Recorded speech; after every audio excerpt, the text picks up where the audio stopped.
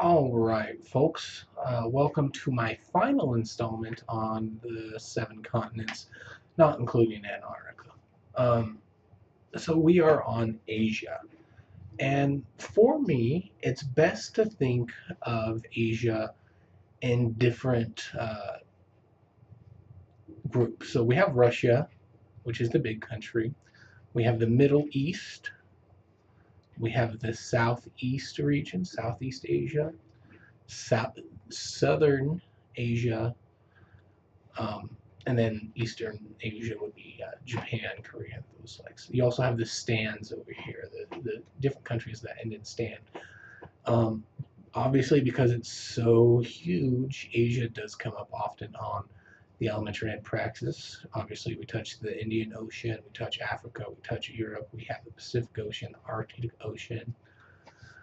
So let's go ahead and jump into these countries, and we're just going to jump into them by groups, like I had mentioned. So we're going to pop off with Russia. And then we are going to hop over here to the Middle East. So first we have Turkey, Syria, where there's a lot of strife going on right now, Lebanon, Jordan, and Israel. And remember, Israel is where Palestine is. Also, I've seen Israel-Palestine come up on this test before, and so you just kind of have to know that that's the conflict, that's where it is. Jerusalem's capital of Israel. We have Saudi Arabia, and obviously this area is largely Muslim. We have Mecca and Medina there. Then we have right here at the tip of the Arabian Peninsula, well, not really the Arabian Peninsula, we have Oman and Yemen. We have some smaller countries, Brunei, Bahrain, United Arab Emirates, Qatar, Kuwait, and then we have Iran, Iraq. You'll see those come up sometimes in terms of conflict, current events. And then these countries over here, we have Georgia, Armenia, and Azerbaijan. All right, so that really takes care of the Middle East. Let's hop over here to Eastern Asia. We have Japan, North Korea, South Korea. All right. Those two are basically one country that's been at war since the 1950s. We also have China.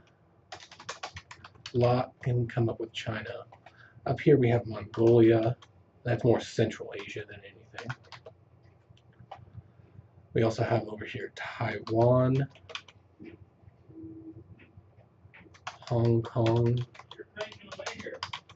No, I'm sorry, Hong Kong is not its own country. Philippines.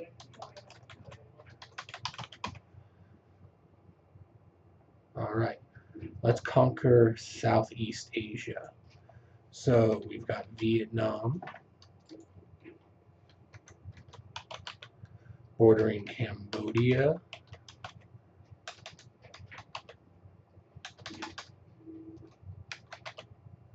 and Laos. We also have there Thailand and Myanmar.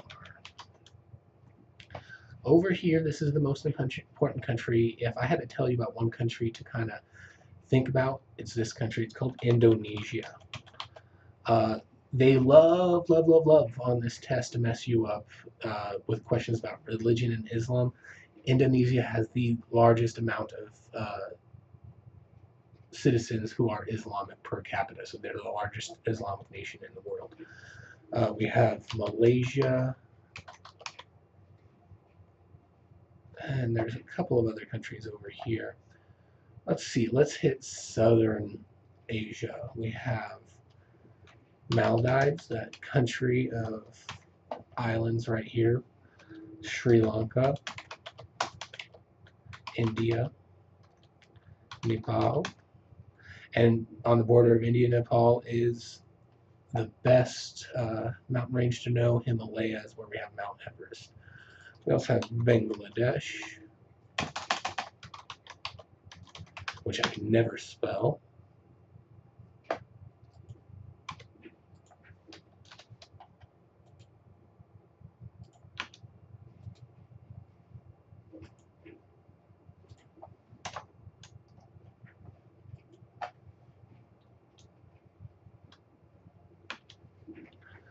Alright, and then we have another small country right here called Bhutan.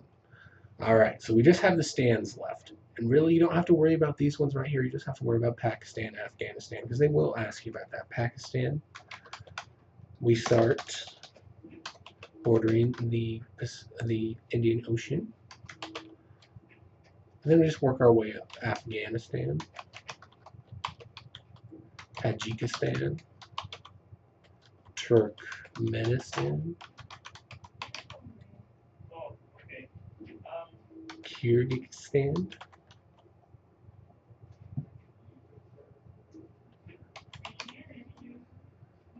Kazakhstan,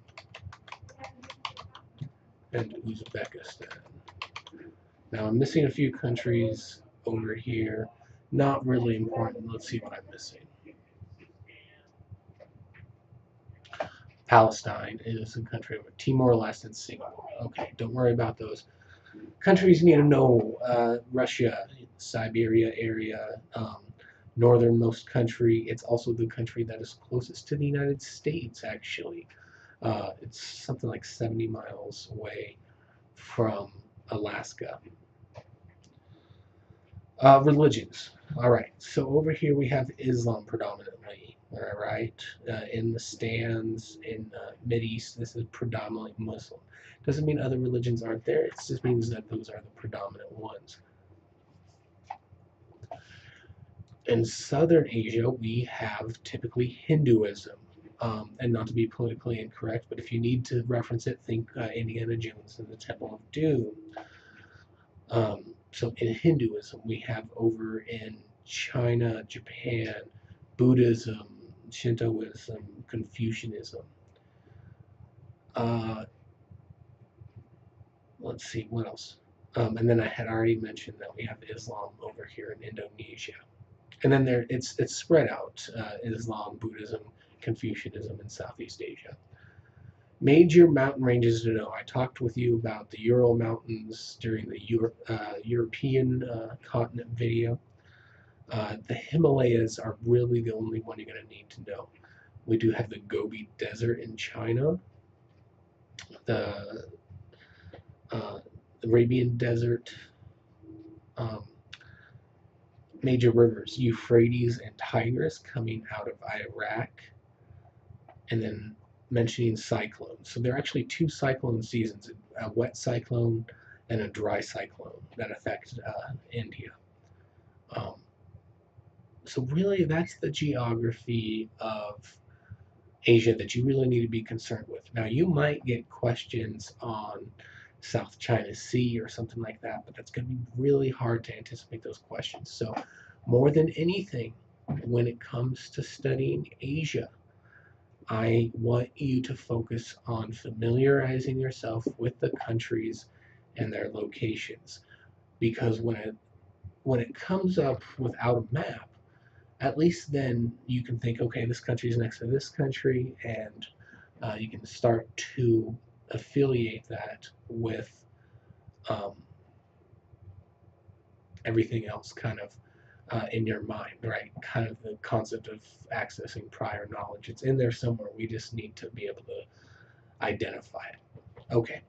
Hopefully this has helped with understanding some basic geography that will come up on Praxis.